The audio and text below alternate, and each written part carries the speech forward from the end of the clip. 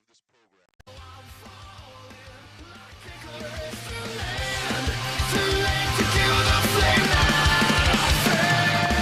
Welcome, thank you for downloading episode 192 of Suplex City Limits for Sunday, December 16th, 2018.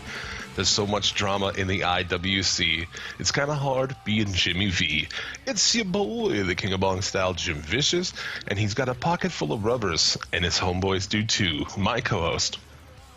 It's that FUDGG Snoop Tyler Fudge. I don't know, man. Stone Tyler Fudge is more like it, really. It's 8:54 in the morning, and I am high. She's so high. See, I'm high. High enough to sing. It's got a pocket full of rubbers, but we don't plan on using them because we're pull-out pros. Hey, yeah. Chlamydia having motherfucker all the time here. Jesus. Not all the time. I've had it once, guys. No. Suplex City Limits, available in listening wherever fine podcasts are found. You can follow me on the show Twitter at Suplex City Limit. Follow Tyler at The Federation. If you like this show, consider supporting it by picking up a t-shirt at Pro Wrestling Tees. We have 5 designs available. They ship intergalactically. I want to give a shout out too to Lance Levine, the Divine One, for rocking a Suplex City Limits tee at the Freelance Wrestling event this weekend. So wait, Lance Levine went to a wrestling show labeled Freelance. Yeah, I didn't even think of that. Yes, he did. I hope you're freelance. I hope it worked. He rocked the SCL shirt. Much love there. Also, shout out to Evil Evan rocking a Suplex City Limits shirt on his Impact recap on the Real Wrestling Community Facebook page. That page has a ton of fucking people who follow it. Yeah? So, shout out to him for rocking that shirt there, helping spread the love. You can donate also to the show on PayPal, like Deep in Your Snatch, Cody Hatch. He also told me that his wife happened to be nearby and heard me say, "Deep in your snatch, Cody Hatch." Cannot confirm or disconfirm whether she rolled her eyes at this prospect or not. I assume that's probably a thing. Stay deep in what snatch? Yeah. Snatch you deep in, Cody Hatch. not mine, shit. Or you can donate on our Patreon. Become a producer, get yourself a shout out at the start of the show. Like Bad Motherfuckers, Caleb Morganfield, B-Rad Brad, Big Body Sam, Casey, He's Not Balding, Christopher Spalding, Viva the JD from the Smack It Down podcast. Check out those guys ever podcasts are found. For a couple of Australians talking shit. Max's Garage, Infamous Chris Savage, Kick-Ass Keith Martin, The Rice-A-Roni Jabroni, Tyloni, Insane Ian Jackson, and Jumpin' Jeremy Foltz. This week on the show, it is a weird Sunday morning show. It is. We'll be talking. Should be at church, but. Yeah. Oh, shit. We'll be talking Ring of Honor Final Battle. We've got a bunch of New Japan to talk about. We'll preview TLC, Mark Tank, Top 3, news, all kinds of shit. So what do you say? We started off as we always do, sir, with the Top 3. Suplex City Limits Top 3.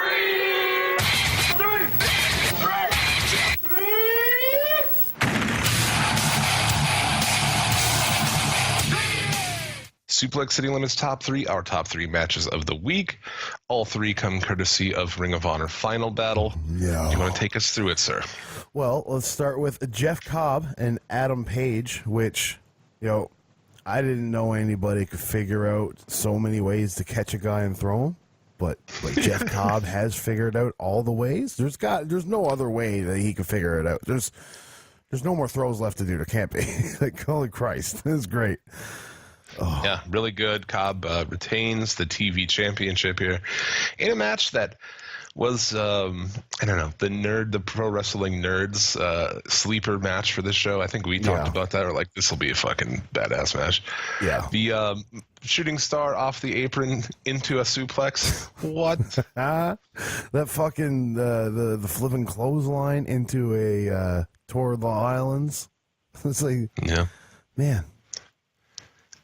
Two things at play here, man, is Cobb is gonna have to be the fucking face of this company moving forward. They also kind of even mentioned that, you know, he's gonna carry the load, and then you've got Page, who just how fucking good he is now compared to just what he was Adam Page. When they announced that he was a part of Bullet Club, when they did, I was like, huh? This fucking guy? And then all of a sudden, fast forward to a year later, and it's like, holy shit. He's really coming to his own, man. And hell of a worker, hell of a character. It's good shit, man. Do you see his new shirt? By the way, they all have these animal, the Elite shirts. No. It's the Elite. They all have the same like look, and then there's a animal. So the Bucks have a buck, and his is a horse. I don't know what Kenny Omega's is going to be, but Marty's is a penguin, right? A penguin? Is it? What is it? The Raven. Oh, same shit. It's a black bird. Fucking bird. Black. It's got a beak. Same. Fuck it. It's the same. Yeah. But yeah, really good match. Cobb. We'll see what happens, man. And a company that doesn't really have any stars left coming this year. Yeah. They'll replenish, I'm sure. They can easily make Brody King a star, in my opinion.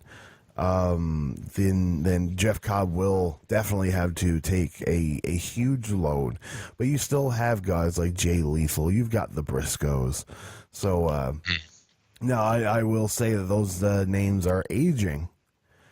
And you've seen the first match of the night with what's his name, Elias or something. Eli Isom. There you go. If he changes his name, he could be a good worker, probably, because his name, he's for a guy that's only been wrestling for a couple of years, he's pretty good. Yeah, pretty good actually. Yeah. What else we got in this motherfucker? You also have Cody Rhodes taking on Jay Lethal for the ROH World Title. Yeah. And I really like the beginning with the snake deal. Yeah, the Metal Gear Solid action. I thought that was pretty dope. And then how he got the crowd to hate him all throughout the match. Yeah, very. You can't argue smart. that. Yeah, this is smart. The Cheetah came out, and they had just got into the match. The crowd had been cheering him, so he immediately just, boom, gets the heat, keeps it the whole time. Yeah, throwing drinks on people. It's fucking fantastic. Holy shit! I can't do that shit in the WWE. No, and that's great heel work, man. Like, you got these passionate fans in the front row. How are you going to get somebody to buy a ticket in the front row again? He got a drink thrown on him. He's buying a front row ticket now every time they come. Every time. I fucking guarantee you. Because he's been a part of the show. Yeah, I'd be pretty pissed, though. I don't know. I guess it's this is the risk you run. I don't know why he thought Cody was going to be friendly to him. Right. I would have backed the fuck up when he came over. He's going to do something asshole to you. Yeah, of course he is. He's going to come and give him a hug. Oh, yeah, okay. Yeah, what makes him love you more than everybody else? Skrull, and later on, did some good shit, too. Knocked the dude's hat off. Who was like, the dude's showing him love, and he, like, fucking knocks his hat off. Get out of here, bitch. But I thought that this match told a good story. And dude, ends in a figure four. When's the last match you saw that ended in a figure four? Classic shit. Yeah, no, it was a nice match. They told the story is basically Cody's knee, and the future of the ROH title, and so they did a good job at selling Cody's knee. I didn't. The one thing I do have a problem with is the end of the match, who I assume the babyface Jay Lethal uses the title on the knee of Cody Rhodes before he wins. Yeah, it's like, I liked it. I wasn't the biggest fan of that. I'd expect Cody to do something like that, but dude, I think it is. If you look at it like Cody's cheating the whole time, and Lethal is known for just his past shittiness. Yeah. So to me, it was like he tapped into an old school Jay Lethal asshole thing, kind of like he did with Skrull last year or whatever it was. Yeah, I get that. I get And that. that was cool. And the way that sets up to end in a figure four, awesome. No, I agree. What did you think of what's her name? All I can think of is her bum. Brandy. Brandy. What do you think of her bionic shoulder? Yeah, she looked hot, man. You didn't catch that she's got a bionic shoulder? They were talking about how she's got a metal in her shoulder, and that's why she's doing the spear. What do you think of that? I don't know. It's pretty funny, I guess. I oddly enjoy it. Yeah, I don't have a beef with that. I think that's pretty good. Post-match here, set up too. I like that. Skrull comes down, does a stare down with Lethal. Then Aldous comes out. Although I don't give a fuck about Aldous, dude. You know, there's not enough. You know what I mean? Like his character, as far as I know, is just a guy in a suit. It's just like an asshole Brit. Yeah, with this blonde chick that nobody in ROH has ever seen before. No. She's everywhere. Everywhere he goes, she's there. They go to ROH. It's like, who's that girl? She's stunning. I love the first time I saw her, I'm like, wow, that bitch is tall. And I searched, like, and I'm like, how tall is this bitch? Oh, she's not that tall, actually. Aldous is just short. Okay. Yeah. See, that Aldous is short, or she's got some fucking pumps.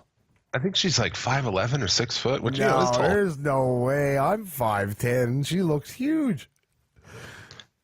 I looked it up. It says it right in her Twitter profile. I don't remember what her name is, or I'd look it up now, but either way, it's a tall hot broad. And then the final match of the top three. The final match of the top three would be, obviously, the Ladder War, which is the Young Bucks, Briscoes, and SoCal Uncensored, a.k.a. Frankie Kazarian and Scorpio Sky. In a car crash. Before we talk about this match, we've got to mention that I thought Matt Taven was dead. Well, I figured we'd double back to the other matches after the top three. Okay, fair enough. Yeah. I'm stoned. What can you say? I like the Bucks came out in like very retro gear. Oh yeah, with their rockers throwback kind of deal. They said hi to Marty and Sean on their way to the ring. Yeah, like they were watching. Yes, if Shawn Michaels is watching this shit. He could though. He could watch the Performance Center athletes and the TV at the same time with those cross eyes. Oh shit! Coming hard. But yeah, I mean, this match. What are you gonna do? You can't recap. I mean, it's all the spots, and it was awesome. The cameras didn't even catch 3/4 of the spots anyway. So. Insane. That's true. They did miss some big spots. Yeah, they did. But no, they did everything, man. They had subtle hints towards foreshadowing the end of the match, where they were talking about how this is the brawlers type of match, not the high flyers. So you got the Briscoes there over there just going to punch people in the face. You had some skeptical chair shots, but I mean, I can live with that every now and then. Fuck it. But the match was Nick Jackson taking that. He was crazy to take that bump at the end, where he with like face first through the table.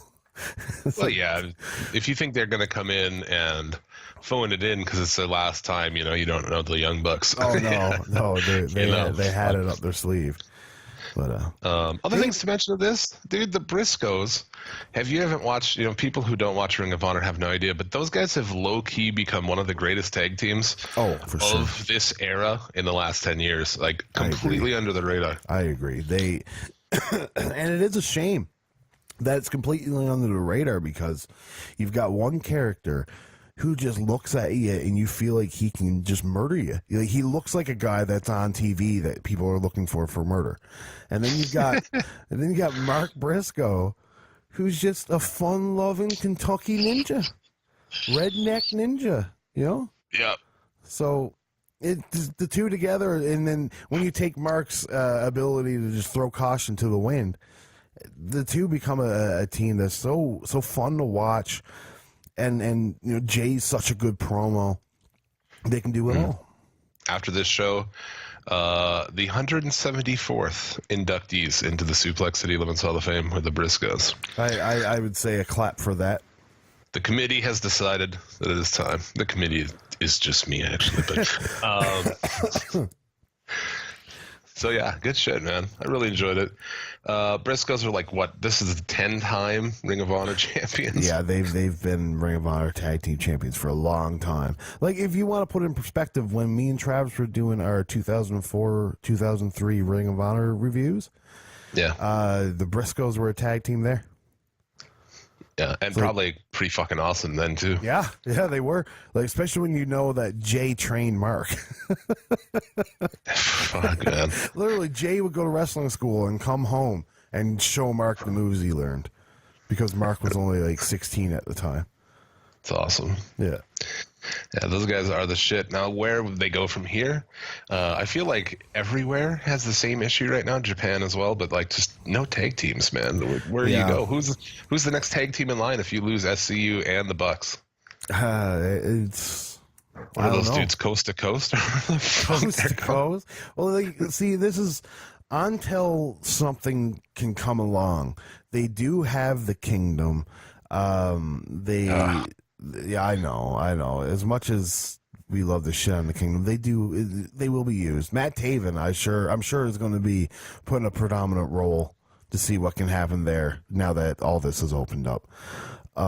Good luck with that shit. I know. Fucking Matt Taven is your top star. Get back to me on how that'll work out. Actually, I'll get back to you on how that works out. Right here in about 6 months. But yeah, that's the top three. Other matches on the show. I've kind of talked to Eli Isom. Pretty good. I was impressed for a young guy. Yeah, Kenny King cut a good promo before the match. Who in the office thinks that Kenny King is a star? Because I don't think anyone else does. I think it's only because he was on The Bachelor. Yeah, they're like, he's got a crossover appeal. Even like he came out, the crowd, nothing. No, the crowd weren't into it. I still did like his promo, though. He did a good job, in my opinion, at just being a shit-eating. He wanted Eli Isom. Is that his name, Eli Isom? Yeah, Isom. I hate that name so much. Isom or Isom? I think it's Isom. That's the problem. This right here, exactly. Yeah. That is the problem in a nutshell, right there. Yeah, crowd came awake for Paige and Cobb, which was great. Dude, did you suffer through the women's match like I requested? I did. Oh, dude, it was. I mean, this. Man, it's why have a women's division if you don't have any good women? Hmm? Like, I'm sure, Sumi Sakai is fun, but Jim, man, yeah, she does look like a restaurant. She looks like the waitress at sushi restaurant. Yeah. Yeah. Table for four. Yeah, exactly. Like, her outfit literally screams like waitress. No Coke Zero, Diet Coke only. Fucking get the Coke Zero.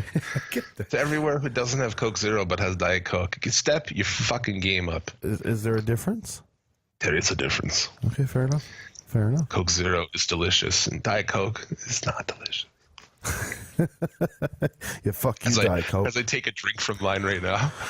Ooh. It's like people only do things for money, and that's really sad.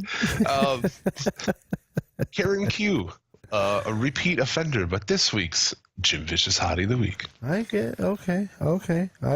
She does have some thick thighs. Karen Q, it ticks off 2 boxes, man. Asian, check. Fucking thick, check. Done, son. That's fair. I was oddly attracted to the Amazonian lady, Kelly Klein. Who's Kelly Klein? I was okay, oddly Kelly. attracted to her because of her. Kelly, if you're listening to this, just stop. Just hit pause. Don't listen to this. I know maybe someone told you to come here and listen to this. Just don't do it. Just hit pause and go about your life. This bitch is fucking awful. She's terrible, dude. It was one of the worst performances of anybody I've seen on a pay-per-view. She's at least as bad as Lana, maybe worse than Lana. No? Am I wrong here? This is how I'm going to preface this, okay? She's very, very unforgettable. Very unforgettable. Why? Because she has giant-ass milkers. Other than that, other than her titties, she's forgettable. I don't remember anything she did. I don't remember. I remember just being uninterested in everything, and just when I'd see something happen, it's like, okay, well, this is awkward. This is clumsy. That punch wouldn't really look like a punch. You know, even her posing was weird. Dude, the first chick she took, I don't know who got eliminated first, whether it was Karen Q or who the fuck else was in this? Madison Rain. Madison Rain. No, yeah, like that. Well, Madison Rain sucks, but at least she's like decent, you know?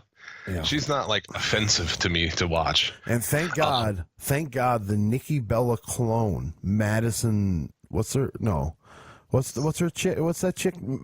Mandy Leone was on commentary. Because man, like Jesus, if she was in the like, are they trying to literally rip off Nikki Bella? Like I thought it was Nikki Bella for a second.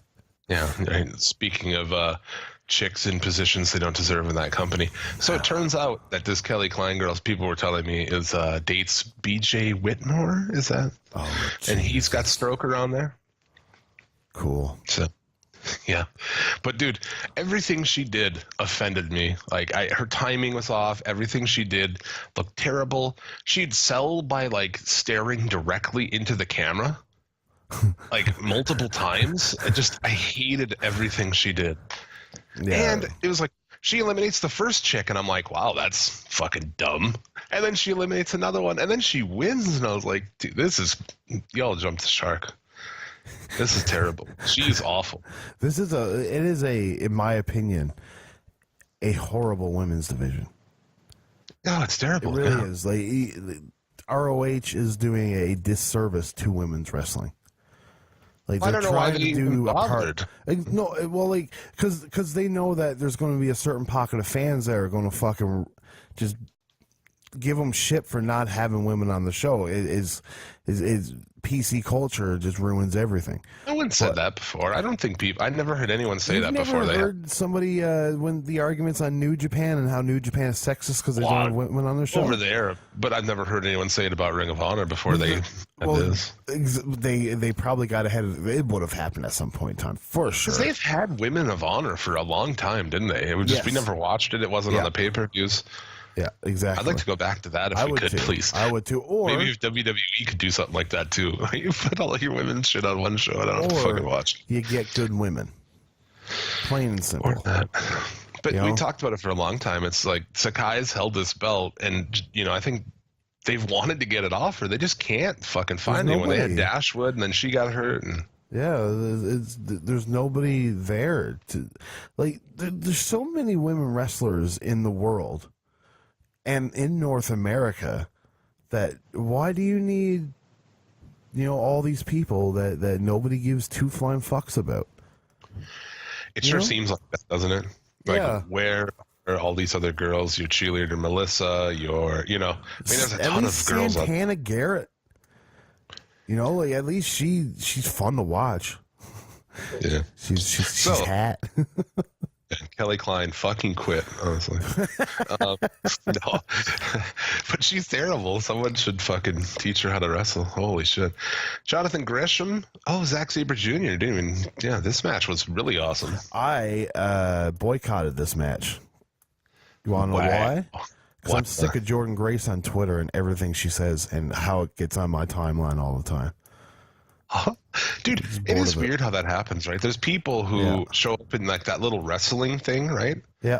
But they're always in there, and I don't understand why. Yeah. I don't know. What is she? She's just dumb. She's 22. So. At me about my boyfriend Jonathan Gresham's match. It's like, I don't fucking care. No, aren't you watching it, bitch? Yeah, like, why don't you just pay attention to his match instead of wanting attention when he should be the one getting the attention, not you? Like, what the fuck? Leave it alone. Is there other things she does that are just irritating? I don't really follow her shit. Everything on her Twitter is irritating. Everything, in my opinion. Everything. Yeah. But then again, let me preface this by most Twitters bother me because I just think most people are childish cunts. Like, don't get at. Like, I was talking about this on Twitter last night with the. Don't at me. And it's like, fuck off. You attention-grabbing people. It's like, Yeah. Velvet Sky, you plastic bitch. I'm gonna post this fucking silly position, but don't say anything back to me. Yeah, Okay. yeah. Yeah, just you know post pictures I of want you. it. Thick legs and shit, you bitch. It's Shut like your mouth. the chick from MLW, the spicy Latina pepper there. She posted a picture of. I'm sick of all you guys that just say the same thing. It's like comment something different, and there was a Christmas tree in the background. My comment was, "Move the fuck out of the way and let me see the Christmas tree." Yeah. Right? Like, cause she's fishing for compliments. And it's like, oh, tell me about my titties. This match was tremendous, actually. Right. Wrestling. Did you? I don't know. You legit didn't watch it? Nah, man. That's awesome. Yeah, I don't care. I could see skipping it, but it was a seminar in Zack Sabre style chain wrestling shit, and Gresham is really good at that shit too. So it was actually, I really enjoyed it. I thought it was really fucking good. It would be probably like my fourth favorite match of the show. Like, it was like I completely. I would like to see that match. Yeah. But I know I won't enjoy it because all I'll be thinking about is the reason why I didn't watch it in the first place. So it's like, Fair enough. I thought it was really good. Gresham is fucking really good at that stuff. He is a great wrestler. He really is. He's like 4'7", so he's really tiny. He is. I have no problem with tiny guys. I have no problem with tiny guys either, but you the can't. wrestling business does. You know? Well, there's only so much suspension and disbelief you can have with a tiny guy. You know what I mean? You can't take a tiny guy and put him up with, let's say, Silas Young and have him body slam Silas Young. You got to find a way around that, and just sometimes people are just too lazy to find a way around that. Well, he's got the chain wrestling, so. Well, exactly. Like I'm not saying he can't have a match with Silas Young, but like that was just a weak example of sometimes how they just make it stupid. Dalton Castle, Matt Taven. Holy fuck, we're pretty far into this show already. We're still talking about Ring of Honor. This was a good match. Taven nearly beheaded himself on a dive. Yep. I thought he broke his chest. Yeah. A lot of interference spots, a lot of smoke and mirrors. Castle's like falling apart at the seams right now. Yeah. He's got a broken back or something. Like, what the fuck? Evidently, he's got this huge back brace on. I mean, he's fucking hurt. He's got all kinds of shit. I think he's got a hamstring. Yeah, he's got a pulled hamstring. Imagine how black his dick is for how long he's had that pulled hamstring. It's like take some time off, man. I know he did, but he was on the Chris Jericho cruise. He's always working. Yeah, man, go to bed. Like, fuck. I love Dalton Castle. I do too, but like he can't do the shit that he used to. You know what I mean? Like, he was always so throw heavy and so deadlift heavy. I know that's probably why his back was fucked. But that style was so much a part of Dalton Castle to me that what he's doing now is like it's not exactly what I enjoy. You know what I mean? Yeah. Well, the dude's fucking crazy hurt, so I think he needs to heal up. Yeah. I still love the character. The entrance was awesome. Oh yeah, his entrance is always awesome. He had a few additional boys, some large boys, wheel him out, spin him around on that thing. It was pretty fucking awesome, dude. Yeah. He's a great showman. Every time he does that fucking pose in the ring, when the guy stops. It's so good. Pokes his chest out. He's fantastic. He is. I don't buy too many wrestling T-shirts, but I have a Dalton Castle shirt. So his YouTube channel is fucking great too. I still have yet to check it out, and just the fact that I hear Matt Taven's on it a bunch makes me not want to. Yeah, they're best friends, I guess. Yeah, that's cool. Yeah, that or they're more than friends. I don't know. Who knows, man? Who knows? Because that's one thing too. I don't know if it's a ruse or not. It's like the sexuality of Dalton Castle. Is he a gay dude? I don't know. But this is my opinion. Kenny Omega and Kota Ibushi don't have to be the only gay couple in wrestling. Yeah, thank you. The character's so good though. And it sucks too because he was kind of just like hitting that next level. They put the belt on and then he got hurt. Like, fuck. Hopefully there'll be a redemption story there. Daniels, Marty Scurll. I thought this was a really good match too. Yeah. Yeah, no, I agree. The crowd was a little low for it, I feel. But after a while, they ended up getting them back, and it was just it's continuing the exodus in ROH. This match was winner gets a shot at the ROH World Title, loser or if Marty Scurll wins, he got a shot. If Daniels lost, I don't know. Holy fuck! I'm stoned, man. I'm ripped. This is the one downfall to a morning show. I don't handle my weed very good in the morning. It is a number one contender match, and Daniels has to become number one contender to stay in the company. Yes. Because remember at the beginning, they did that year-long thing where SCU is done at the end of the year. Yes. Unless they're in a position, unless he's in a position of being number one contender or being champion. So, but yeah, of course, I don't know. He's kind of having his farewell. Bully Ray is in, starts the next match. Bully Ray and Flip Gordon, I Quit match. It was trash, but, I mean, right. It was all the cheap heat. Yeah. Every last bit of it, all the smoke and mirrors that were left over from the Dalton Castle match were used in this match. We got the payoff of the board blonde in the front row. Oh, dude. Yeah, right. Exactly. That chick's hot, dude. She was hot, but boy, did she look uninterested. She looked like most of the girls I see at indie events. She's also got the look on her face of a couple girls that I've taken to the movies before. So it brings back flashbacks. And she was terrible. I mean, I don't know what we're supposed to expect from her, but don't put her in that position then. I mean, her timing was awful, and that whole thing too with Carrie Silken, and I don't know, man. It just had too many moving parts. Yeah, like Bully Ray said I quit because he was getting hit with a kendo stick. He couldn't roll out of the ring. I don't know, dude. I don't know. And there was so much fuckery in that match. It was whatever. I mean, I liked it, but it had all of the booking ever. Oh, and also Sandman, dude. With the same. Who in ROH cares about fucking Sandman? Crowd pop for it, dude. Well, yeah, because it's a Sandman. But like, in what world really did the two coincide? You know what I mean? They just don't. Pure wrestling and hardcore shit wrestling. There's a Bully Ray ECW connection, I guess. Oh, yeah, no, of course there's that. I mean, just like with the company in general and the fan base and stuff. It just, to me, the two don't click. I don't know what's going on in this company, man. Ring of Honor has always been the cutting edge, looking to the future, new guys, new up-and-comers. And this show had a lot of old men on it, and I don't know. Well, you know what? It's going to be interesting to see where they go in 2019. They're going to need more guys like Brody King and less guys like PCO and Hurricane to go further into the future. I understand that you need a couple veterans on your roster. Like I'm really a fan of the Paul Heyman adage. Like, you can have one, and Terry Funk was his. You know what I mean? That was his old man. You can rally behind one old man. But if you got a bunch of old men, what are you supposed to do? Rally behind all the old men? No.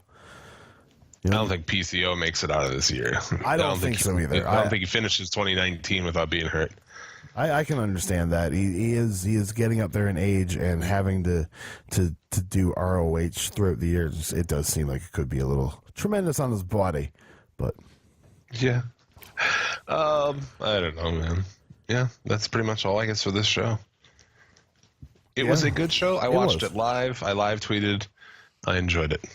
I did not watch it live, and I did not live tweet it, but I did enjoy it. Yeah, there was not a lot of people. If I tweet about TLC and shit, there's a lot of people I think there's only a few of us watching it live who are kind of talking back and forth. So it wasn't like number one trending or anything like that. So, but if you watched ROH, it was. Well, it was like number 5 or something. Yeah, trending in the U.S. Very good show, better than anything WWE has done in fucking forever. So, oh no, that is for sure.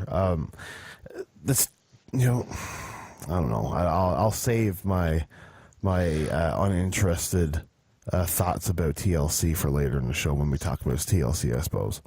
There it is. From here, let's move on. We want to talk about the news.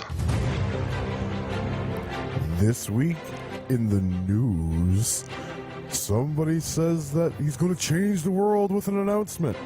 Nobody cares. And Vince says he's going to change the WWE. Over to you, Jim. I'm Jim Vicious, and this is news to you. What do you want to get into first, man? What's the big story this week? What is the big story this week? It really isn't WWE shitting itself? You know, and blaming fans and blaming everybody else for their misfortunes? Yeah. You know, same old, like how anybody can rally behind this.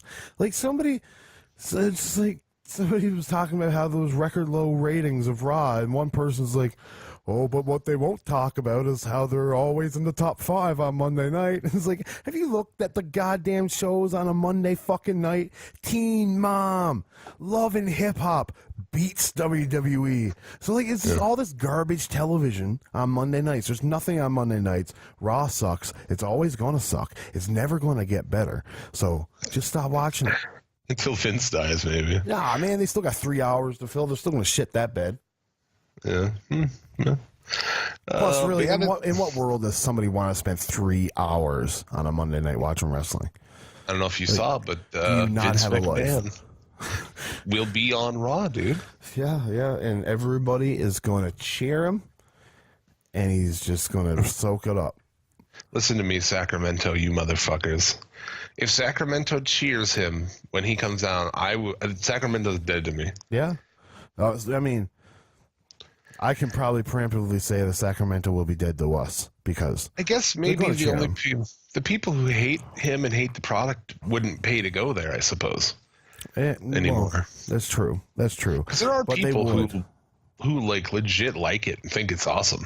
Of course. Which is mind-blowing. It is mind-blowing, and you know, kudos to them, I guess, for finding something that they like. But like that chick who on YouTube who's more special than Bailey. She'll watch the show on Monday, and all these dudes like fucking watch Raw, and she's like, oh man, oh my god. Yeah, see those dudes that watch Raw are the lowest, saddest individuals in the world. Yeah. They watch Raw and watch her watch Raw and probably jack off and stuff. Oh, of course. You know that's what they do because they've never had a female touch their fucking dick before, ever.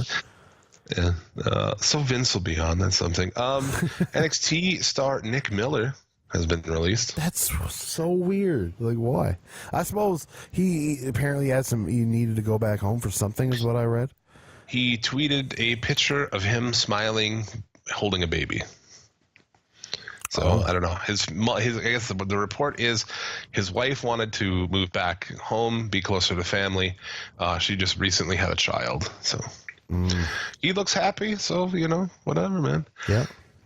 I don't know why you guys are doing that shit. I would just not get married and have kids until after you're done with wrestling or whatever you want to do in your life. General. Just wouldn't. Well, I agree with that, but it's like if you have a real passion for that shit. Don't have kids. No. And probably don't have a wife either, I mean, yeah. Take that, all you married motherfuckers. Don't get me started on how you just make life more complicated by getting married. I'm saying if you're trying to pursue something like real hardcore, the amount of time it takes to dedicate, to wrestling, or even if you're looking to have a band that's going to tour all the time or something like that, just stay single, dude. Because you don't have time for all of those things. But what happens to the other guy? What is his name? Shane Thorne, or that's his work name anyways. I don't know. Does he leave and they just reform the Mighty Don't Kneel and go to Noah again? I don't know. Like, I'm sure Noah would take him back. You know what I mean? I don't think that's the problem. Fucking New Japan needs to sign them. I agree. But like with all that stuff in Japan, there just seems to be so much loyalty to the companies in Japan. So, yeah, New Japan, they'd be great.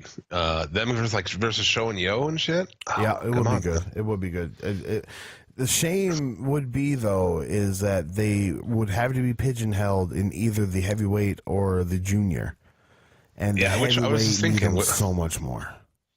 I would say, I think you could put those dudes in the heavyweight. I think so. If you can put the Young Bucks in heavyweight, you can put TMDK in the heavyweight. That is true. But he seems happy. People are saying, we'll see if he can do kind of what Buddy Murphy did. I was thinking, why don't you make them a tag team? Is Buddy Murphy too good as a single or what? I don't think so. I wouldn't. I myself. They're both Australian. I will say that out of the two, Shane Thorne is the one that would make a better singles competitor. He's the one with the more charisma, I believe. If I'm thinking about the right one, the bland one is the one that left, right? So they're kind of interchangeable to me, to be honest with you. That's fair. I just go back to the videos that they made. One of them was funny, the other one was boring. They shit the bed on these guys in NXT too, though. I mean, it's like if he's like, well, fuck it, because what are you doing down there anyway? Remember they brought him in as these generic faces, gave you nothing about him, and then they didn't get over, of course. Then they did all these great vignettes, these big long video packages, building him up as a face, and then a week later, like, fuck it, we'll turn him heel. What? Why did you just play these things and get him over as a face? Like, so they shit the bed on that. That's their fault. Not everything. Not everything NXT does is gold. Let's put it that way. There's that misconception, though, right? Where everyone's like, oh, fuck, everything in NXT is awesome. Maybe not. So, yeah, that's going on. What else we got? Let's see here. Colt Cabana files a new lawsuit against CM Punk after the court dismissed its original lawsuit. I do believe that there is a time when you just cut your losses, sir. Why? Just quit this dumb shit. Yeah. There must be some bad blood between those two. There really must be. At this point, yeah. I would imagine before this point, like even before something must have happened, had to have, something that we don't know about. Possible, man. I have no idea. I don't know what else is going on. I'm kidding. Okay, so I don't know if I'm confused or if it's just so bland that it's so nothing, but. I was seeing that the person that runs the Monster Factory, Danny Cage, was slating. He had a announcement that was going to change the landscape of professional wrestling forever. Now, all I heard as a announcement was that he's the head trainer at the ROH dojo. Yeah. Is that it? I don't know. I guess I didn't really. I mean, I saw he was a trainer now, but I didn't see anything else. Because, to me, that's this is why people don't give any clout to anything wrestlers say. It's for stupid shit like this. I might never, I'm sorry guys, but I might never go onto the Cool Kids board ever again. Because I see so much stuff about this Danny Cage guy. I was like, man, fuck this. Is he in that group? I don't know, but there was so much stuff about it. And I was like, man, this is fucking stupid. You guys are worshiping does the wrong have people. A lot of people who wouldn't like us, yeah. Oh, yeah, no, I don't even bother posting on there because I know that I'll just get fucking, just like, this fucking guy. He hosts some fucking shitty podcast. UK star. I was talking about this one, not your other one. Mark Haskins, signed by Ring of Honor. Mark Haskins, it's a decent sign. He's really tiny again, though. But he's at least got a good presence. He's just kind of a skinny UK long-haired bearded dude. Yeah, he does have a presence. He does, and I believe a really hot girlfriend that valets him. So yeah. He's worked in Pro Wrestling Noah, Dragon Gate, WXW. So yeah, I'm not too familiar with the dude, but I guess he also worked in Impact. 2011. He might have. But if you're looking the European tour, if you're looking for some of the better unsigned talent in the UK, that's pretty much what you got right there. Mark Haskins is up there in because everybody else got a contract somewhere. It's like who else is left? Yeah, exactly. Who didn't WWE sign it? We'll take them. Yeah, it's just you're just going by and collecting all the pink properties in Monopoly. Is what you're doing at this point in time. Yeah. I was going to rail on Jimmy Jacobs, but I'm lost the desire. Fuck that guy. Well, at least tell me why you're going to rail on him. Because I don't know. Oh, because he was like very vocal this week about defending Raw and shit. It's not easy to write the show and shit like this. And that was a big argument this week. Seth Rollins tweeted out defending the company. It's hard to do. It's hard work, and it's this many hours of TV. Well, Fucking yeah, but dumb. Seth Rollins is not writing the TV, so his opinion is moot. Yeah, and I said that He I doesn't tweeted know out how like to write TV. that everything. You know what else is hard? Every one of our fucking jobs, dude. Yeah. Okay. Yeah, and as soon as I say my job is too hard, guess what? Bye. You leave. Yeah. It was like, Right.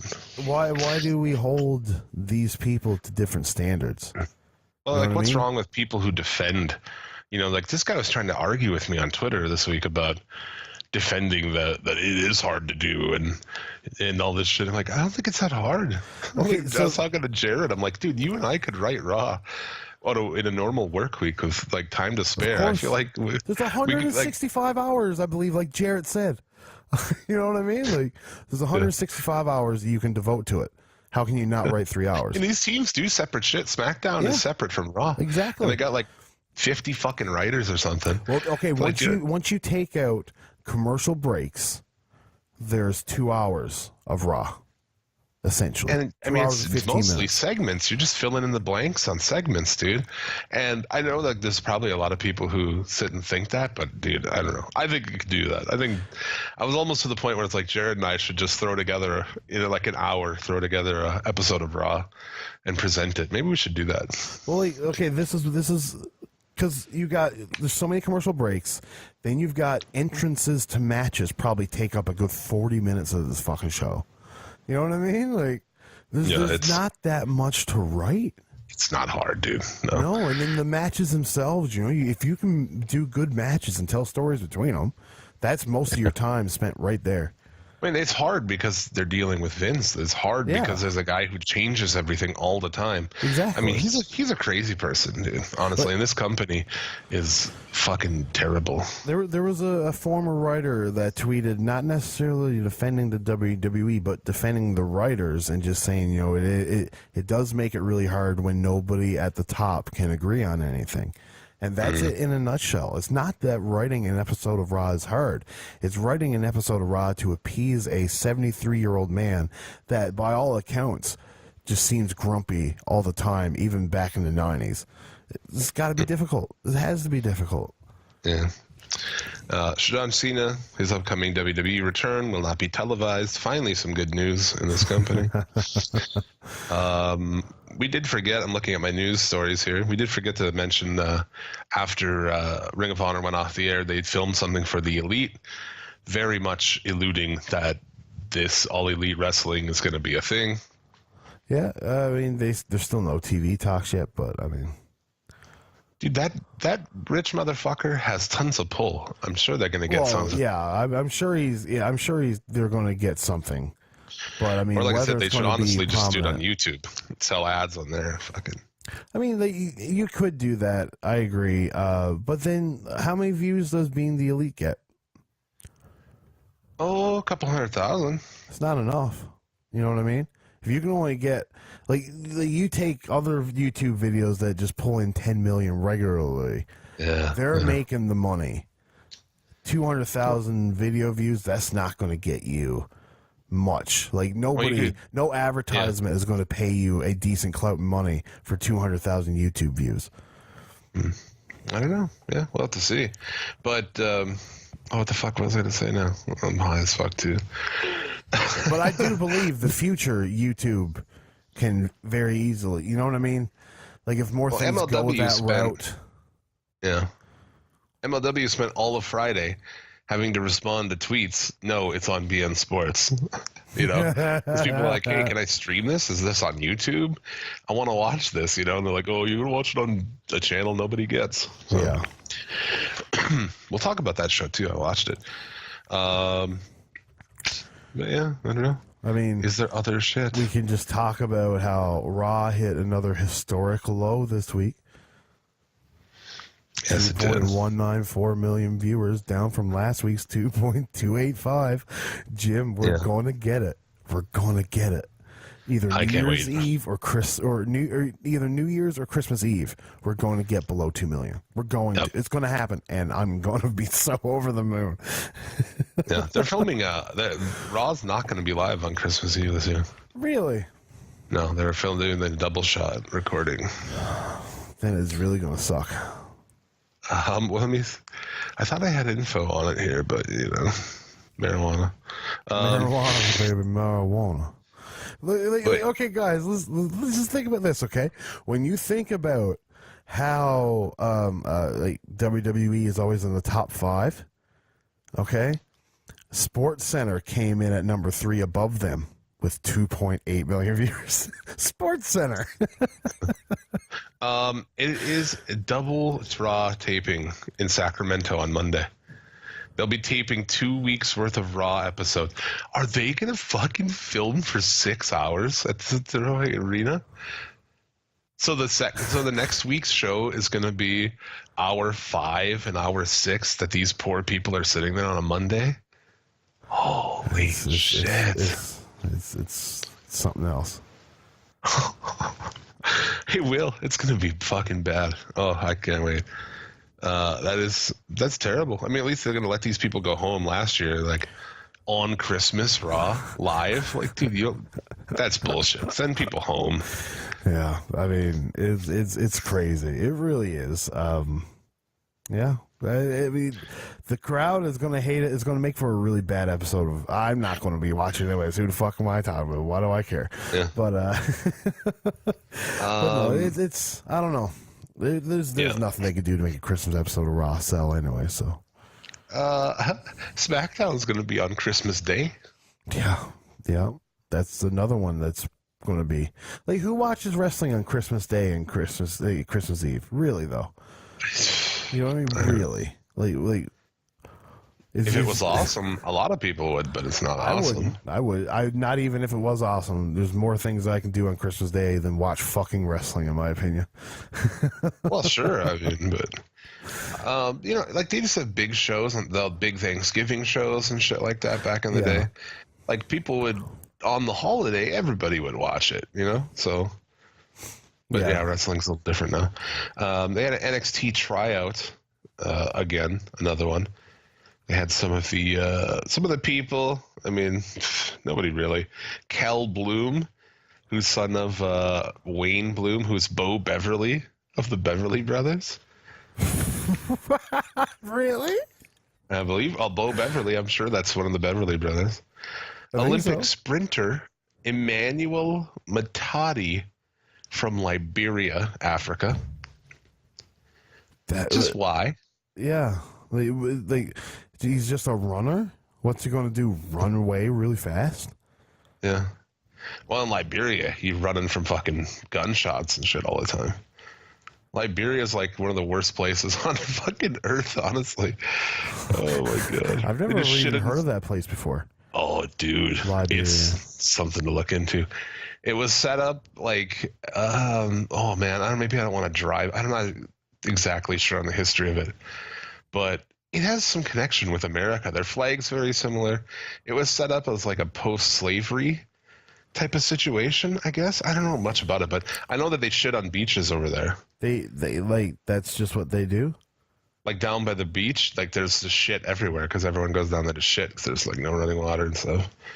And it pollutes the water there. And it's fucking crazy, dude.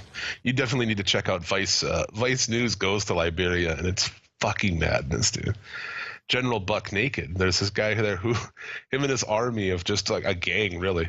They'd fight naked. They'd come into battle naked. They'd eat fucking babies and shit, dude. Are you fucking... What the fuck? They would drink babies' fucking blood and shit. Yeah. And then he found God and apologized. Now everyone's like, he's cool, man. Seriously. General Buck Naked, man. They would all fucking fight naked, run around with fucking Uzis and shit. That's fucking crazy.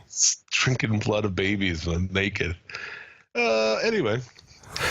If he does that gimmick, he'll get over. Heba Ali a New Jersey-based physical trainer and fitness social media star, Oh my who was God. featured on the 5th season of Steve Austin's Broken Skull Challenge. Good.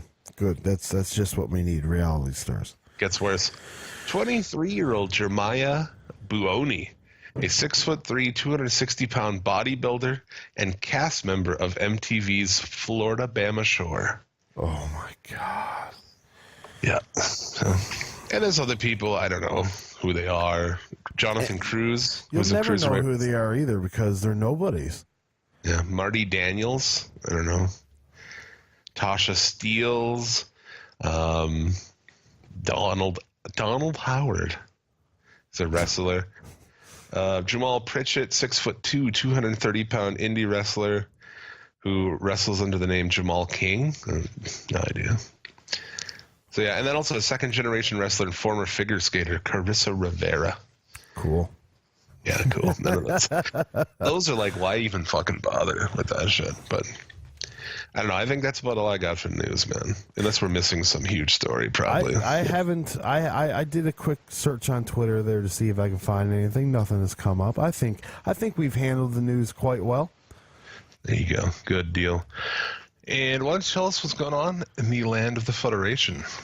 Well, tonight, actually, we're going to record our Christmas episode, which is not a really big Christmas episode. We've ran out of wrestling Christmas movies, so we're moving on to... Oh, come on. Do you watch the one with The Miz, Santa's Little Helper? Yeah, actually. We did Santa's Little Helper...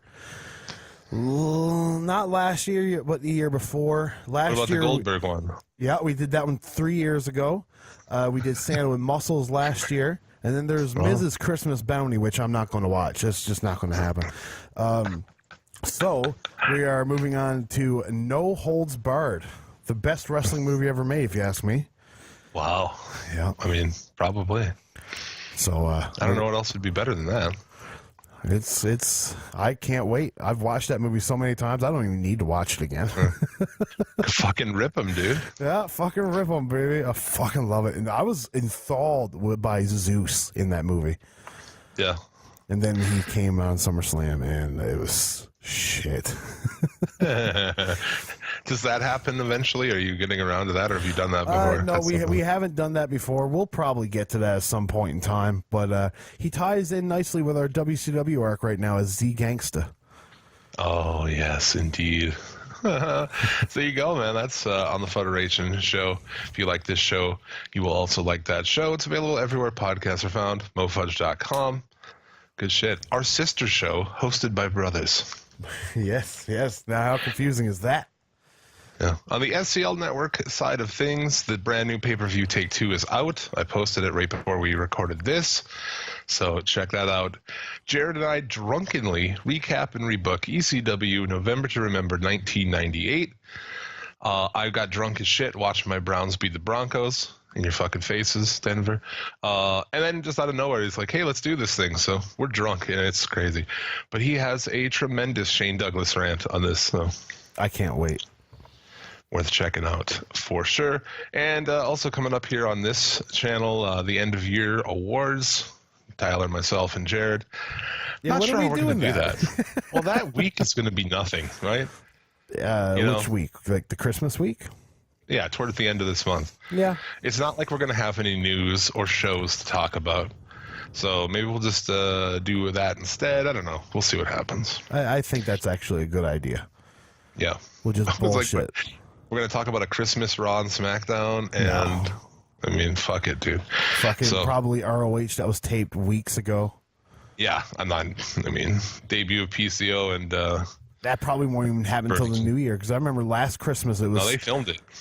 Oh, yeah, no, I mean, like, it won't air to... Because I remember last Christmas watching the ROH show, and it was... like Cody had just dyed his hair blonde before the final battle, and the 6-man tag that was on the Christmas show, Cody had black hair, so it was old as fuck. Oh, who fucking knows then? But yeah, so all those things are coming up and out now. Check them out. Let's move on to a bit of Mark Tank.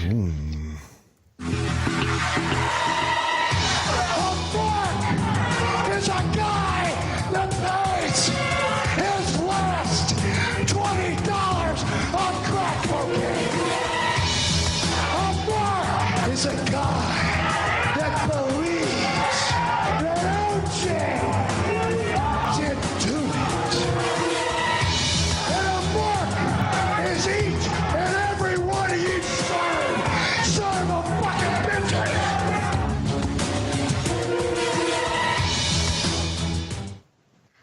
Mark Tank, where I read Mark comments from social media as they are typed for our enjoyment.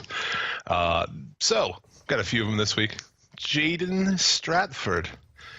This is why they call Monday Night Rollins for a reason. There's no periods in this. This is why they call Monday Night Roland for a reason. Seth Rollins is the best wrestler right now. He is my favorite wrestler right now because it's Monday Night Rollins. You, he, him, her, zim, zai, zim, her, The beginning part is twice. So let's do a recap. He really did that twice. You didn't just do a double take. No. He did. Oh, wow. No periods. This is why they call Monday Night Rollins for a reason. This is why they call Monday Night Roland for a reason. Seth Rollins is the best wrestler right now. He is my favorite wrestler right now because it's Monday Night Rollins. I think, Jim, you just made fun of a Riri. Holy shit, man. Here's a good one. Jar Morris, Moss Warren, CM Punk, quote, I had the best shoot of all time. Seth, hold my beer.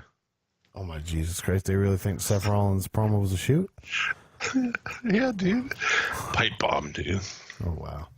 They still think that CM Punk's was a fucking shoot. That's true. So, yeah. That's true.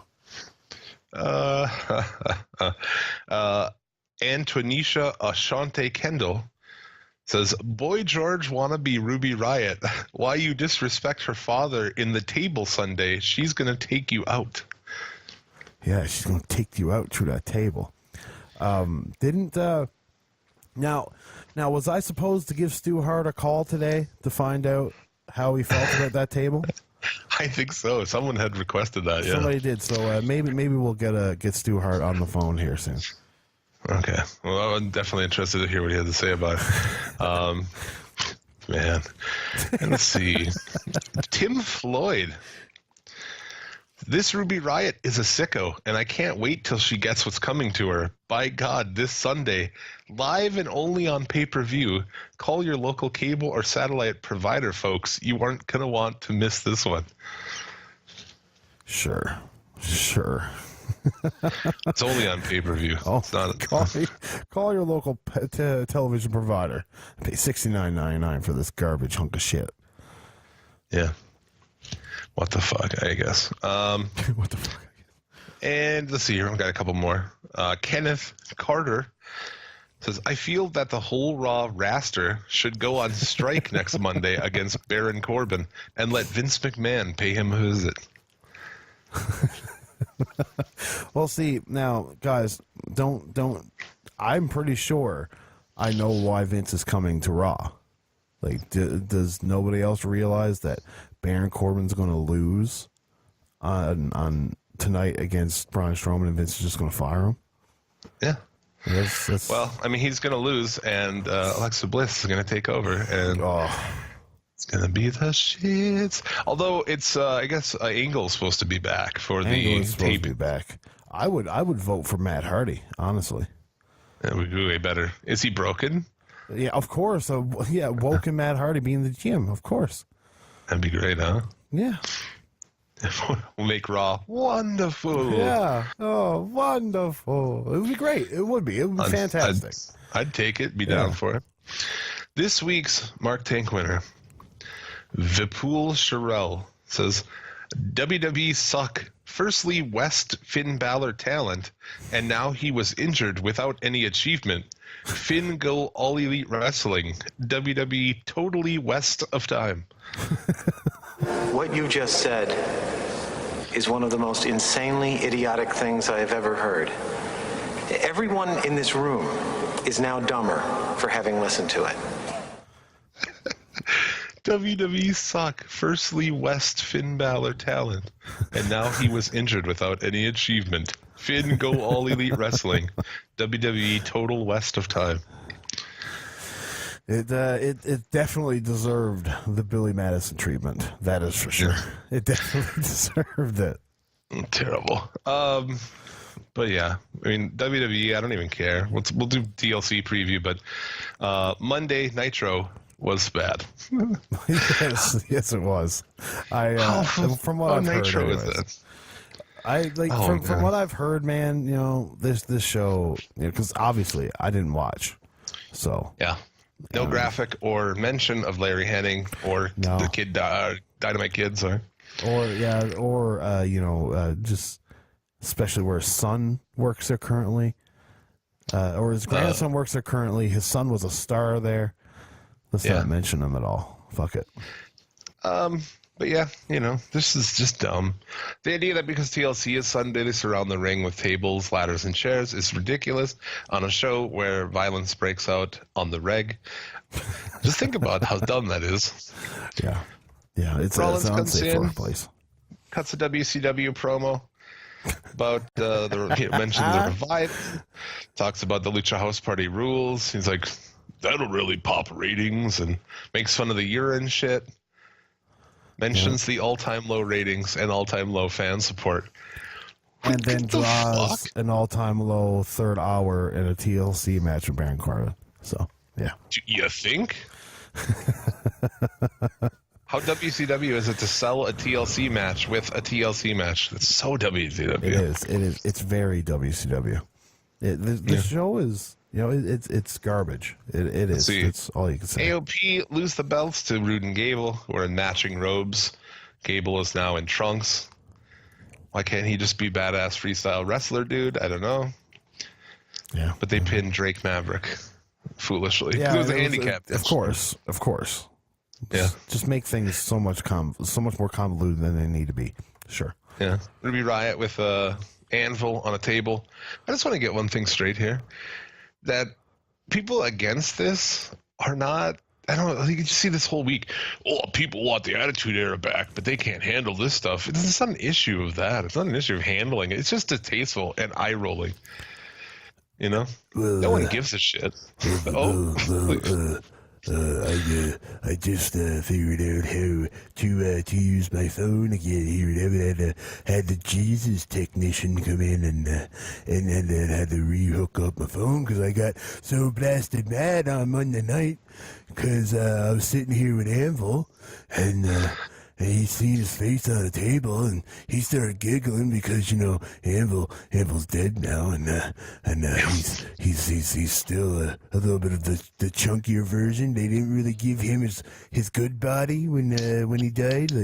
Like me, I'm 1950s Stu. You can't see me, but I know that's not a John Cena joke, but I don't even know who John Cena is.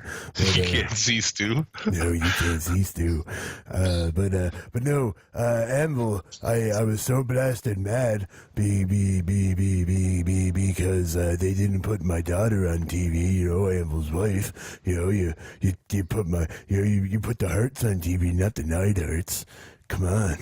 God, where's Brett? Where's Brett? I'd love to see Brett on my TV. I can't hang out with him. He'll never die. I've tried to give him cancer. I've tried to fuck his wrists, but no, Jesus can never do it right. He's my favorite son.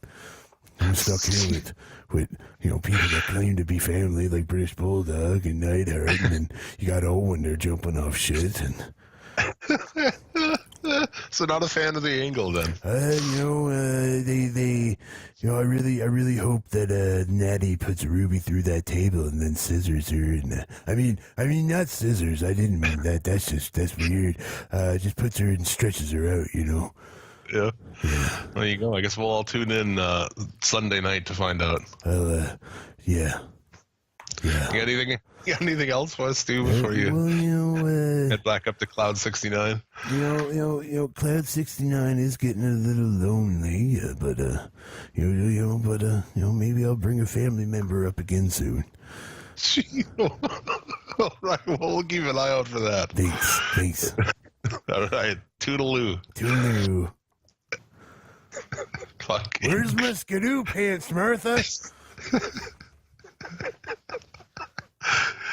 Stu Hart, ladies and gentlemen, fuck. That's ridiculous. He's a hoot.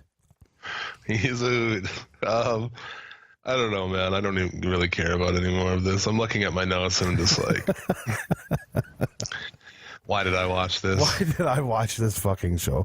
Well, tell me, how was Mustafa Ali and Daniel Bryan? And why are people saying that Daniel Bryan buried Mustafa Ali?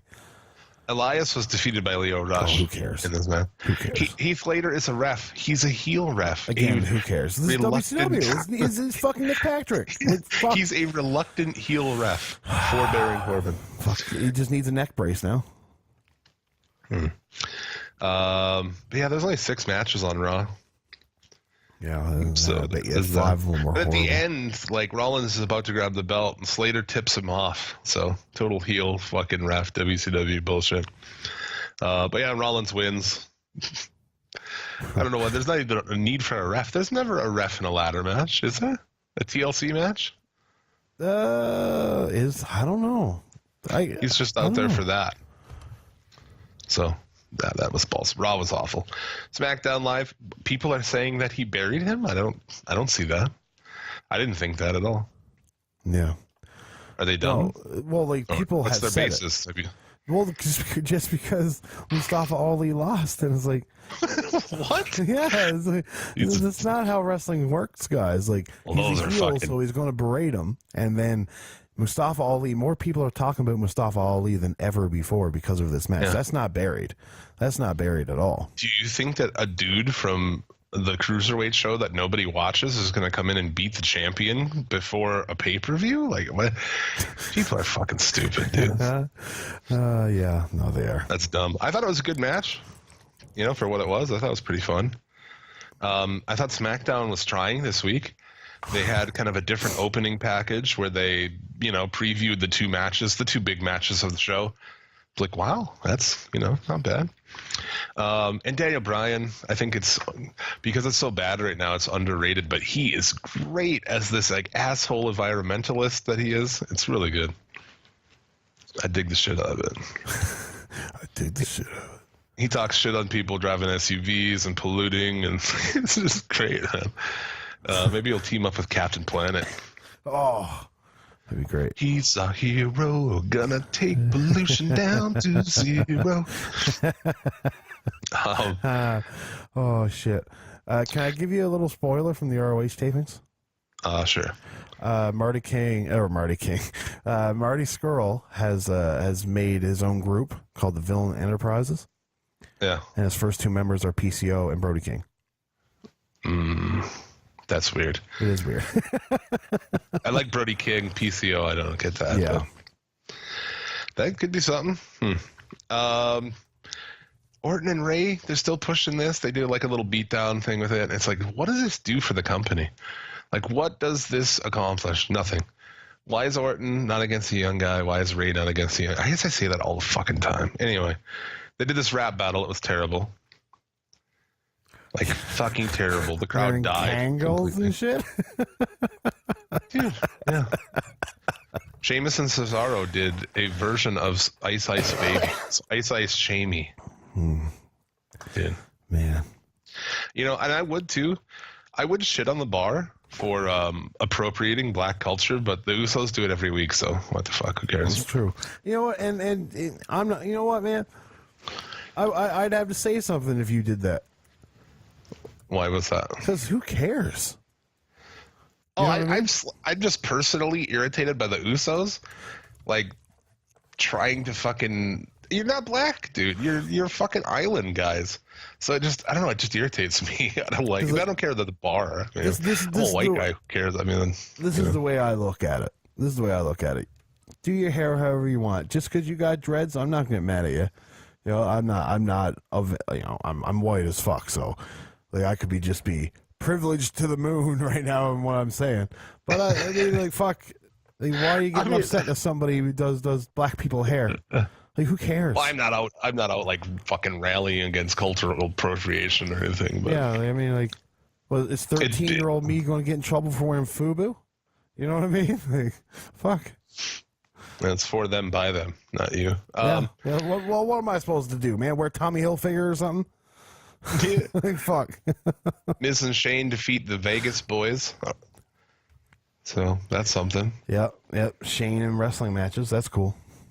I don't know. Yeah, Nakamura and Joe defeated by Hardy and Rusev.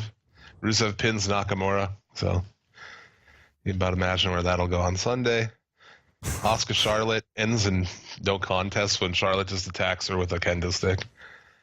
You know. You know. Becky attacks. Charlotte corpses while she's selling, so it's real nice. She's looking at the camera smiling. Like, that's good. Way to go. Her tits are way too big now. I don't even like watching her. It's just all tits. Well, at least they're fucking even. That we know of. That's fair.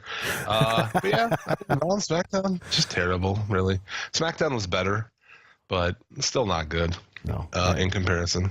And it's going to be better as long as it's 1 hour shorter. Yeah. I mean, too, they did Asuka and Charlotte's a better match, and Bryan and Ali is a little more interesting, but so there's that. What else do we have to talk about? I watched MLW Fusion. Yeah, Japan. Tell me about Roosh. Yeah, Roosh took on Swan in the main event. Was pretty good. He picked up the win, and then LA Park, because they're building for Roosh in LA Park. How weird is that? That's going to happen in MLW. Yeah, okay. I mean, it's weird, and I don't want to be that guy, but I don't care. You know what I mean? Like, sure, LA Park. You know, LA Park's matches always go way too fucking long for old fuck, and he just gets tired and lazy. And rips his mask and bleeds. That's every LA Park match. And he doesn't even play the guitar very good no more. You know what I mean? Like the chair guitar doesn't. You know, you can tell he's an old man just by doing that. Yeah. So they did something there to build for that, which I thought was, smart. Low Key comes out, cuts a promo. Filthy Tom attacks. Filthy Tom's got a fucking broken hand and shit. But he kind of stormed the building. They were like early on, it was like, he's rumored to be coming here. Okay, halfway through the show, he is here. Holy shit. And at the end, he comes out and they brawl there. So that sets up Low Key. Filthy Tom also coming up next year, which, pretty good shit there. And I actually liked that match. I thought it was really good. But the show opened with a ladder match for the vacant middleweight title. Yes. With Rich Swann 2.0. What, Kota Brazil? Yeah. Desmond Xavier. And who else? Teddy Hart. Oh, yeah. He's fucking killing it, eh? Yeah.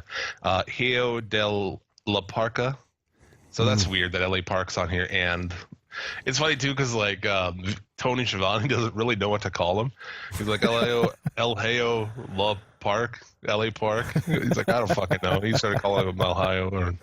Because this was live. This was their first live show. It was on Friday night. That's funny. I didn't see it until this morning on the YouTube. But this is a really good match. Teddy Hart wins. He is over as fuck down there.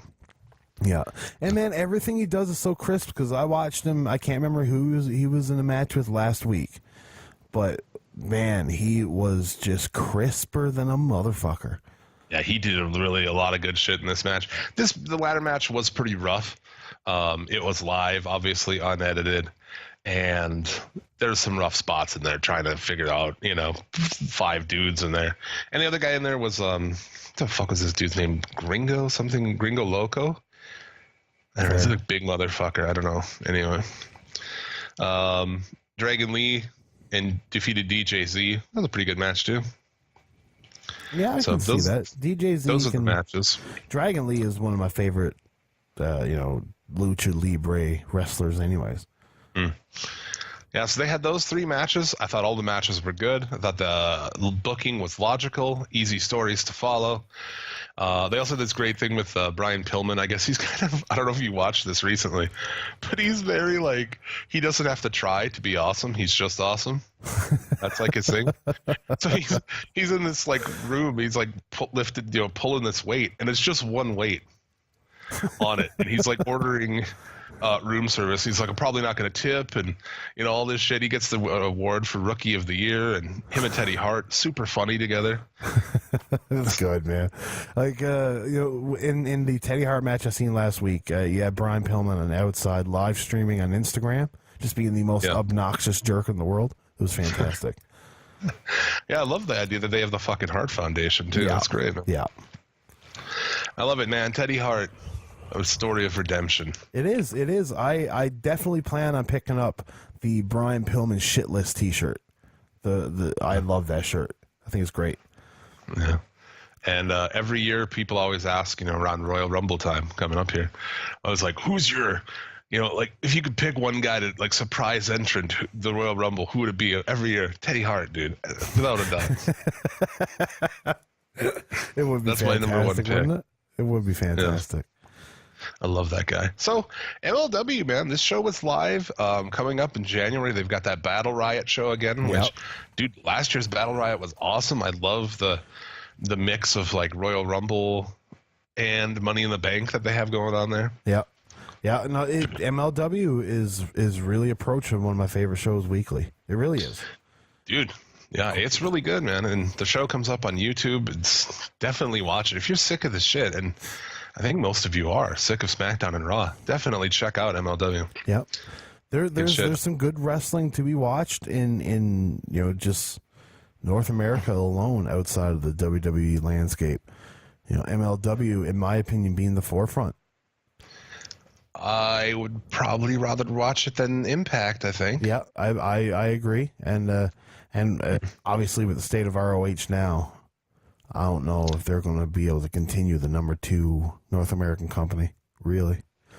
Should be interesting to see where it goes, but that's good stuff. Japan had 2 shows as well. Yes. Japan. The last 2 shows before Wrestle Kingdom, which is how, it's a great way to do it. What else are you going to tell in the weeks going up to a big match with all these fucking matches? The show is going to be show of the year, obviously. You take it as January 4th. But no, they did do some good matches in last minute storytelling with Tanahashi and Ospreay and Kota Ibushi and Omega. And then the night before, or the next night, I believe, was headlined by Okada and Gato. So you had 2 matches, well worked matches. What really got me to want to watch that tag match, Jim, was when you posted that GIF of the production, and it is flawless. It really is. It's absolutely flawless. It's the best production in the world in wrestling today. Dude, I fucking agreed. Yeah, I thought it's like 10 seconds of a GIF of why their production is that in itself has better production than like anything WWE has done in like since Vince McMahon came up Evil Eyes over the apron, probably. WrestleMania 19, I believe, right? Yeah. Oh God, I don't know. Pretty sure it's WrestleMania 19. But yeah, if you haven't seen, for people who haven't seen it, it's tremendous. Ospreay lands, and the camera goes, it zooms in on his face as he looks back over his shoulder. Then the camera is down low with Ibushi and Ospreay in the background. And Ibushi like notices, him. It's fucking so good. He's like, oh my God, what do I do now?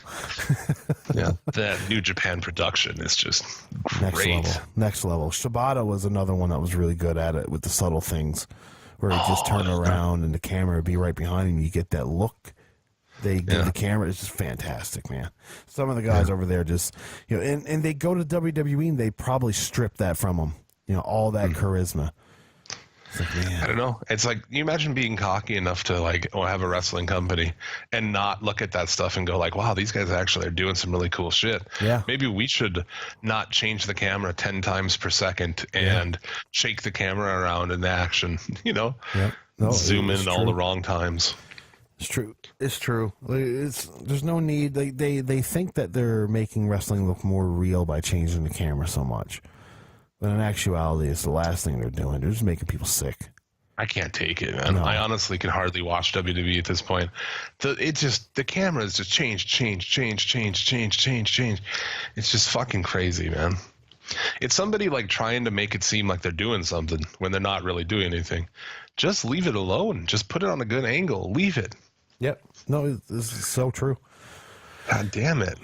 Like they told more story in that GIF with no audio whatsoever than WWE has in weeks. Yeah. Yeah. Yeah, well, there you go. New Japan is awesome. And Wrestle Kingdom is an unbelievable. As far as cards go, it's just not one of the best Wrestle Kingdom cards ever. I mean, it's just stacked. It is. It is stacked. Like, sure, Omega and Tanahashi, there's bigger main events to be had, but right now that one tells a great story. They have been doing the Tanahashi redemption angle all year long. There's no better way to send off this angle than having Tanahashi beat Omega, really, honestly. Right. And then you've got that waiting in the wings, Tanahashi and Okada, because Tanahashi has not been able to beat Okada for years. So you got, Okada going in, and he could either take that title, but I feel like there's more to be told about the Okada angle and how he needs to rise up again. But there's so many places you can go. I feel like the Wrestle Kingdom will have to be the end of the Omega run. It has to be, because you just cut your losses now. You didn't really do a great job building up that title run, but like the thing, you got to give credit to their booking that everyone wanted Omega to get the belt. We got it. And now the booking has brought us all the way around to like, okay, now we're all ready for Tanahashi, Yeah, no, it's true. It's true. And then, too, there's only so much you can do, especially with this All Elite Wrestling coming up.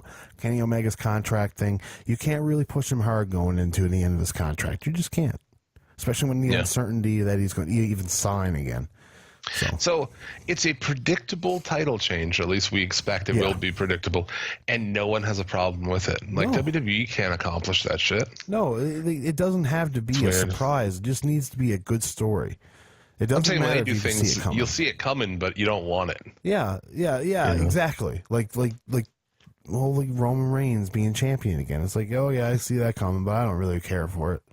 Brock Lesnar's champion. I've seen that coming. I don't really care for it. Yeah, this card is fucking stacked, but we'll preview it more. We'll get into it before. We got weeks and weeks and weeks. Yeah, so we'll do that. What else was there? NXT I watched. I don't really remember much about it. Breeze and Ricochet. Oh, right. It's crazy how Tyler Breeze can go to NXT and just be the man. And on Raw, he's nobody. He's a star. He walks in, he's a star immediately. Yeah, as soon as his music rings and says, "Oh, it's Tyler," right? Everybody knows, and they just lose their fucking mind because that was a character that was done right in NXT and horribly, horribly fumbled on the main roster, like every character that they bring up. Yeah. Not only do they not get dudes more over, they make them less over than they were. Every fucking one of them. Almost every single one of them. Yeah. I don't understand. It's like, to do that, to be that inept is just, it's unbelievable. It's unbelievable that you could manage to accomplish that. It's almost more impressive than if you managed to get them all more over. You'd be like, I'm going to get all these people not over. Like, there's no way you can do that. Holy shit, they did it. We're going to take Nakamura. We're going to fucking kill him. We're going to kill all these guys. Sanity, all these groups. Andrade. That's another one, Andrade Cien Almas is like, do you want to deter any Mexican star to come to the WWE? Because you've done it. Right. Is he really good friends with Rush? Yes. Yeah. They were both a part of the original Los Ingobernables. Yeah. Because it sounded like there was talk that, they want Rush really bad. First off, they're not getting Rush. You're going to have to get him some pee to give you because his isn't going to work. And he's also signed a contract with MLW. And Court Bauer ain't going to have none of that shit because he's already talked about how WWE tried to poach people at Wally Mania or something. Oh, Garza. Yeah, Garza. They took him. Yes. Garza left and never showed up. Well, yeah, Garza no-showed some pre-tapes and shit to go fucking talk to WWE. Him and someone else. I forget who, but Court put him on blast, so that was pretty good. Yeah. So, I don't know, maybe Rush won't go there because his friend is there and very unhappy. Yeah, and as he should be. Because he could have been a fucking great addition to that show, and he's just been losing, disappear. Gone forever. Yeah. Yeah, pretty much, man. So like, that's La Sombra guy, right? Like, it's fucking La Sombra. Oh wait, I don't know if did we mention the Jericho Naito brawl? We didn't. I didn't like it. I thought it should have been Jericho, because Jericho starts going after him, yelling shit, screaming stuff. And I thought it should have been fucking Tranquilo, man. Of course, it should have been, of course. whatever Jericho does, none of it affects him. He just sits there, aloof, fucking face, you know what I'm saying? Yeah. Like nose up, and just sit there and fucking whatever. That would have been cool. But the brawl was like, okay, it's contrived. We've done this. We've seen Jericho do this. I don't know. It didn't do much for me. To me, it screams Jericho getting what he wants. Honestly. You dumb son of a bitch. Pretty awesome, though. I'm excited for the match. It's going to be. It's not. I don't expect it to be the best technical match of the night, but the story that they're going to tell in that match is going to be fun. It's going to be a good story, and you're going to enjoy it, guaranteed. Yeah. Well, there it is. Same thing with Ospreay and Ibushi. That's just going to be tits. Like, somebody's going to die. I know last time I said that, Takahashi almost died. Yeah. But it could happen. Take it back, motherfucker. Take it back. Nobody's going to die. I'm sorry. Everyone's going to have a great match and come out unharmed. I think that's about it, man. I don't think we've covered a ton of shit. I think so. I think we've covered most of the world that wrestling has to offer. Sorry, Impact. I don't know what to tell you. So, yeah, I mean... Tough week. There was a lot of wrestling that back ended the week really hardcore. Dude, I hate the fact that Ring of Honor does Friday night pay-per-views. I think that's stupid. Dude, I like them. Yeah, fair enough. Yeah, I like them. I like Saturday pay-per-views, too. You know what I don't like? Sunday pay-per-views. I don't know. I think I'm just conditioned to have my schedule open on Sundays. I don't want to. I don't know. Yeah, I don't want to spend my last night before I have to go back to work doing that. That's fair. I'm just going through Twitter and I see PCO do a moonsault to the outside on top of the Kingdom. Jesus, like it's fucking retarded. You know what, man? I'm watching the Villain Enterprises thing. I'm down. If PCO is going to kill himself, I'm cool. Whatever. If he wants to kill himself, I'll watch him kill himself. Fair enough, man. And later this evening, we've got WWE TLC. I suppose we should preview it. I guess. I don't really have much to say about this. Let's go. We'll do it faster. Fabulous Truth versus Militia. That's what they're calling these teams. The other farce that is that the winners get the number 30 spot in the Royal Rumble. So yeah. Either Jinder Mahal or R-Truth will be number 30 in the men's, or Alicia Fox and Carmella will be number 30 in the women's. AKA ruins the Rumble because you know what number 30 is. Yeah. It does fucking ruin it. Terrible. Although I did see some weird WWE stands were like, oh, Jinder Mahal, he'll be number 30. He'll win the Royal Rumble. He'll take on Lesnar and he'll win the belt. I saw this dude posted a thing like that. You know what, man? If you never want me to watch WWE ever again, go for it. Oh, man. Terrible. What else do we have here? Let's see. Finn Balor and Drew McIntyre, a match that nobody cares about. 12 matches on this show, dude. Let me Jim, I thought that not watching weekly WWE television was going to make me want to watch the pay-per-views more. That's not true. Yeah, Elias and Bobby Lashley, a guitar on a pole match. Let's fucking call it what it is. It's a fucking guitar on a pole match. Yeah. Just because it's hanging above the ring doesn't make it any fucking different. It's a guitar on a fucking pole match. Vince Russo, I'm glad you got a job. Fuck. Bro. It is. You nailed it, dude. Yeah, exactly. It's a fucking guitar on a pole match. Yeah. Who cares? Nobody. This is so fucking stupid. I'm sure fucking Elias stupid. Will go over. Oh, of course. McIntyre will. Dude, somebody was trying to say, like, if you think that Balor is going to beat McIntyre by any, you're fucking crazy. You're letting your little man crush get in the way there if you think Balor's going to win this match. Someone's like, oh, maybe the Demon will show up and beat Drew McIntyre. If you think you could dress him up any fucking way you want, you put that motherfucker in a dress, he's going to win. It doesn't matter. No, you can dress him up like Perry Saturn, and he's still going to beat that motherfucker. You can have him wear one of his own dresses. It doesn't even matter. He can wear a Lego suit of armor, and he's still not getting out of this match alive. Holy shit. That's actually a pretty good idea. We'll explore that more later. The Bear taking on the New Day. and the Usos. Triple threat tag team match. I'm sure this will be good. Yeah, it's going to be a fun match for sure. Do I care though? No, not really. It's the same. We've seen the Usos and New Day to death. We've seen all this shit to death. Yeah, done. No, it's true. Natalia and Ruby Riott tables match. I'm sure Natalia wins. Without a doubt. I don't know, man. The WWE and their heat machine. Yeah, that's true, right? Yeah. Now, Jim, are you excited for the Randy Orton Rey Mysterio chairs match? No. No, obviously not. It's a fucking chairs match. It's the stupidest idea for a match in the world. These guys should be putting over young guys, not with each other. What does it accomplish? It accomplishes nothing at all, having Orton and Mysterio in 2018. No, it doesn't. It does nothing. Buddy Murphy, Alexander, done to death already. Don't care. Yeah, it will be a good match, and you know what? That match should have been the TLC match, if you ask me. Because Braun Strowman and Baron Corbin as a TLC match, that's fucking stupid. Is Braun Strowman even going to fucking be there? He's going to go there, he's going to power slam somebody and win, for sure.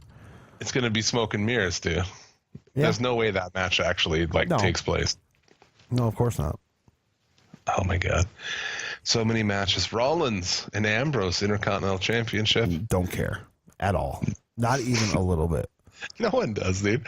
They've forever people like, oh, that eventual Ambrose heel turn, that's gonna be awesome. No, it's not. Nope. They fucking ruined it. No, we make him a cartoony character that wears gas masks and gets needles in his bum.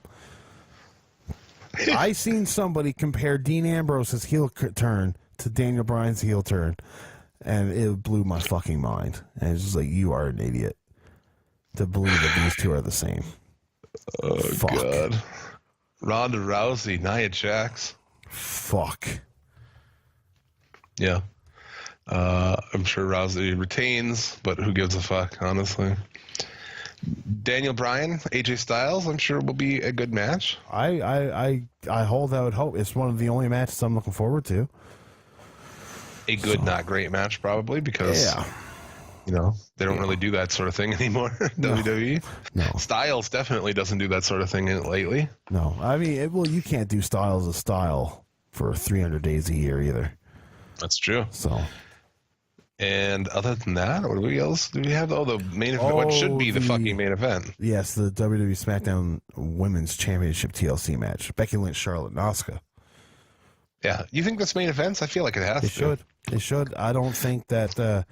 because I do believe this match is going to be a really good match, and the fans behind Becky Lynch, it's going to make... it's going to tire them out. So if you put this on before Daniel Bryan and AJ Styles and how slow I believe that match is going to start, it might hurt it. But then again, if Daniel Bryan and AJ Styles started out slow and then built like a Japanese style match, you could get the crowd back into it by the end. That's fair.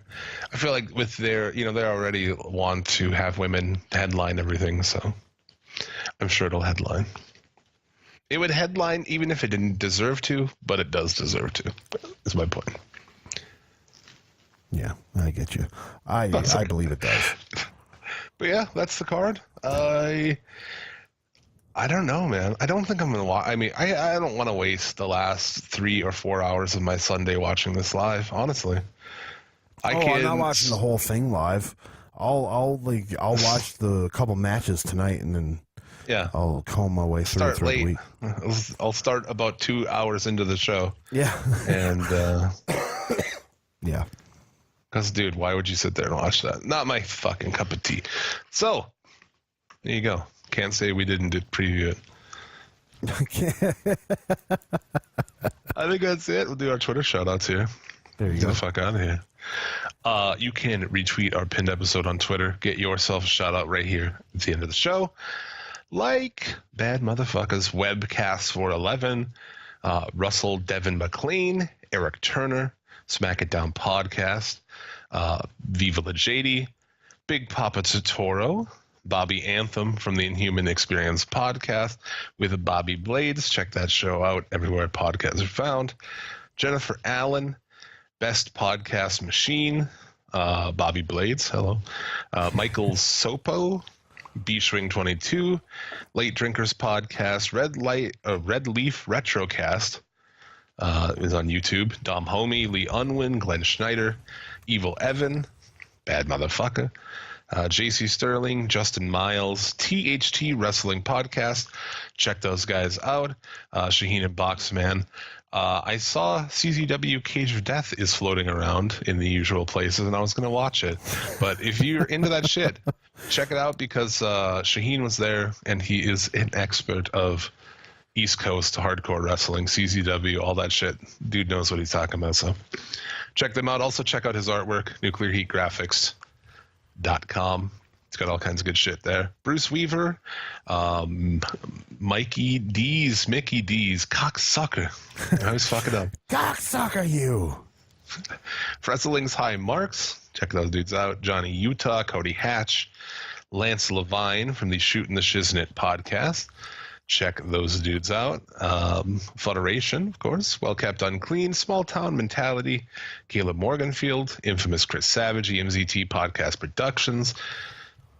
Seems long this week. Blood and Black Rub, Big Body Sam, Christian and Damon's Amazing Nerd Show, Dustin G, TV and Film Throwbacks with D. Check that out. Movie Podcast. Let's Get Shitty Show, Balls Deep Network, and Mr. Klondike Bill. Holy shit. I like how you left Klondike Bill at the end, because piss in your face. Great. He was the first one to retweet. That's what that means. Hey, there you go. If you're the first one to retweet, you get the piss in your face. There it is. Well, we might as well end our show the same way that WWE ends their shows, by pissing in your face. Yeah, exactly. I think that's it. You got anything else to add before we depart? I don't think so. Again, still be nice to your servers on Christmas. It is.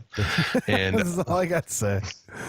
On that bombshell, it is time to end. So, as always, may you get all of the dick and or pussy you desire. Remember, a winner is you, and be excellent to each other.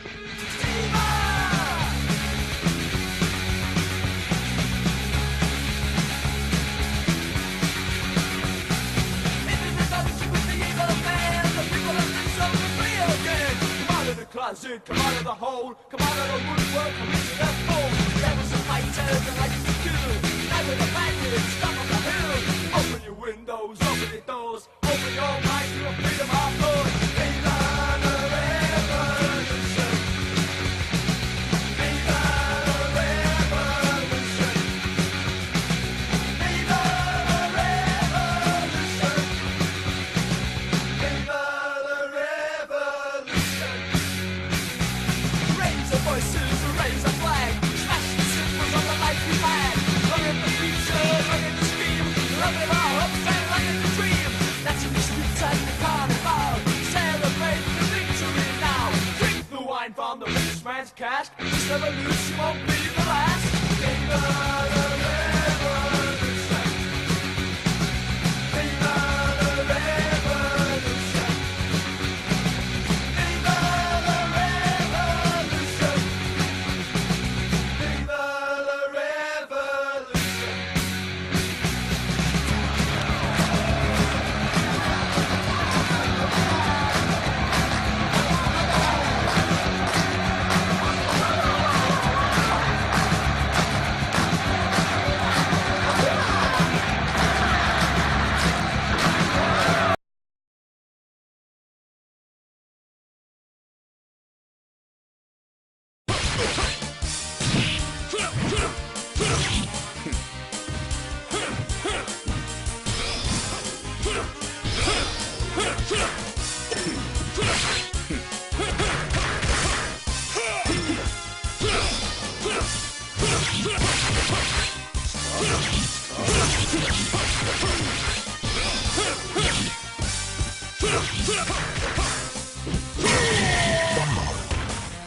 Make up mind. Fly.